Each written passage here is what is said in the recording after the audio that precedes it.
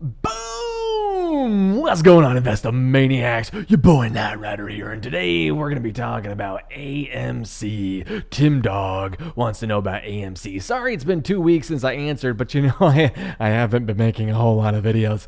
So, AMC, what's the competition? Obviously, we have a severely increasing competition from the at-home competitors, the Netflixes, the Hulus, the Amazon Prime videos, the HBOs, and Disney Plus and all that jazz. And that's making people a lot less likely to want to go out for the expressed purpose of seeing a movie, especially since these at-home versions are not only having a lot of great shows, but they're also starting to create a lot more of their movies that are just being released directly to their streaming platform. Also, we have an increasing amount of high-quality shows and movies that are becoming, we already did that, decreasing lag time between theatrical release and at-home release. This is just an ever-going process that space is continually being shortened every year. Also, is this a necessity or discretion? Now, we want to have some form of entertainment, but I would consider more of a Netflix, closer to the necessity type entertainment, as opposed to going out to a theater, which is a lot more expensive on a per-use basis and a lot more work. I would say that a lot more towards the discretionary, and generally we want our products or services to be closer towards a necessity relative to a discretionary thing. Also, we have these heated recliners. Is that a good or bad thing? Now, as a consumer, I absolutely love these things. These heated recliners are awesome. As an investor, I walk into this, and some of these theaters literally have like 30 seats maybe. I mean, these are really small amount of seatings that some of these have. And so as an investor, I don't like seeing that, because obviously they are only doing that if they can't fill those seats the way they used to be. They got to rip out when they used to fit 300 in there, and now they're putting in 50 because they weren't able to fill that up. So I see that as a bad sign, and they're having to spend a lot of CapEx to try to upgrade these theaters, hoping people will come back in. Now, will AMC Stubs A-List change things? I tested this product out myself. I did the 3-month minimum requirement thingy. I personally loved the service, but having said that, 2 things. One, I still canceled. So what does that say? I'm like, yeah, I loved it, but I still canceled. So yeah. Second, I also live next to Orlando's Disney Springs Dine-In Theater, so that's going to be a much nicer quality than most, and they have a lot more screens that have the heated recliners because it is the dine-in version, but that's not the vast majority of their theaters. So if I didn't have those heated recliners as well as the dine-in option, I probably wouldn't enjoy the service as much. So it is what it is. The app is a little glitchy. Also, I find it weird that there's no family plan or ability to attach other members to your plan to streamline payments and or bookings. This makes booking a movie unnecessarily difficult, as you must coordinate it at the exact same time with the person you're going to secure seats with. Most people don't go to movies alone. They go with somebody, and a lot of times that somebody is like a family member or a significant other. So I don't know why they don't have some sort of a plan where you can pay for someone else, or you can like attach another person on a separate thing, but you can book it for the same person. I don't know. It just seems unnecessarily difficult.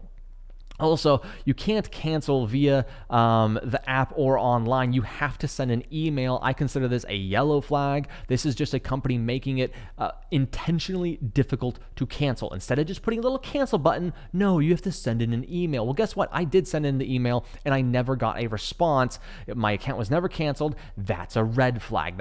We start getting into problems there. Obviously, this is anecdotal, but I do believe it's important when we are dealing with particularly consumer-facing investment opportunities. We want to have some anecdotal experience with that company, right? That does actually kind of go a long way, in my opinion. Now, I then had to call AMC phone support to cancel. I was on hold for over 15 minutes. Another sign that this maybe isn't the best ran company.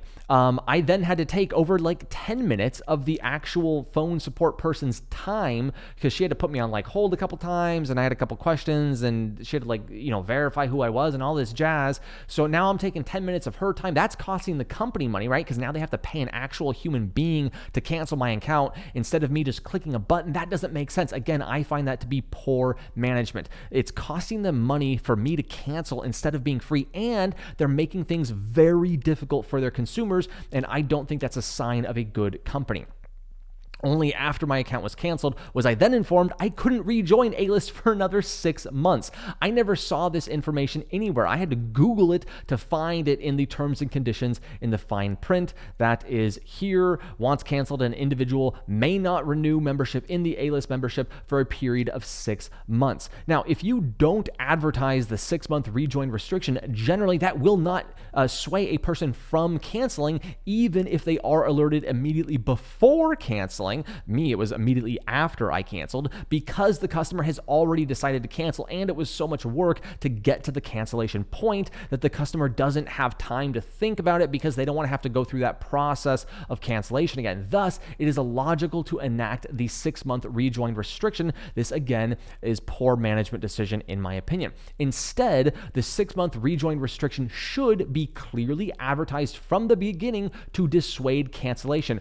Or if you have a cancel option in the app, which there really should be, you just, when you hit cancel, it should just tell you, oh, by the way, there's a 6-month, you can't rejoin. And that way, because it was so easy to get to the cancellation point, people will actually stop the cancellation and think, do I want to do this? They might take some time, as opposed to when you make it so difficult with calling up, they're always going to cancel because it took so long to get to that period. Another third option is the company should offer a more expensive month-to-month option, as well as a cheaper annual option, but not have the rejoin restrictions. Generally, if people want to rejoin your company, that's a good thing. I'm not a big fan of structuring this in a manner where there's a 6-month rejoin restriction. Let's take a look at some of the numbers. So we've got just over $1 billion market cap here, a 7.83% dividend. That's typically a red flag. Typically, dividends should not be that high. That's a very strong sign that investors are not confident in this company. And looking all the way back from late 2013, we can see that things are not going so well for the stock. And you can typically look on a stock long term and just get a general idea, is it going in the right direction or the wrong direction? But the specifics, of course, you want to look more in detail. So here at free cash flow, you can see we've been free cash flow negative for about the past 3 years, and the 4th year ago we were about even. And this company's been around for 99 years, so that's a pretty bad thing right there. Taking a look at the balance sheet, we've got about $313 million sitting in cash currently, but in our short-term debt, we have about $4.8 billion. So you back up the cash, our debt less cash is $4.8 billion. That's on top of the $2 billion in additional paid-in capital. That means this company has gone through, between paid-in capital to the stock as well as our long-term debt, we're at $6.5 billion. That's a lot of money. And the company's been around for 99 years, and they've lost $551 million in the history of their company. I mean, guys, these signs, they don't get much more clear than this. This is kind of just black and white. This is really bad stuff. So is that the last little bit more? Total revenues this last quarter were up 4.4%. If you take the last 2 quarters and then do year over year, they're actually down. Revenues are down 4.2%. So last quarter was a bad quarter.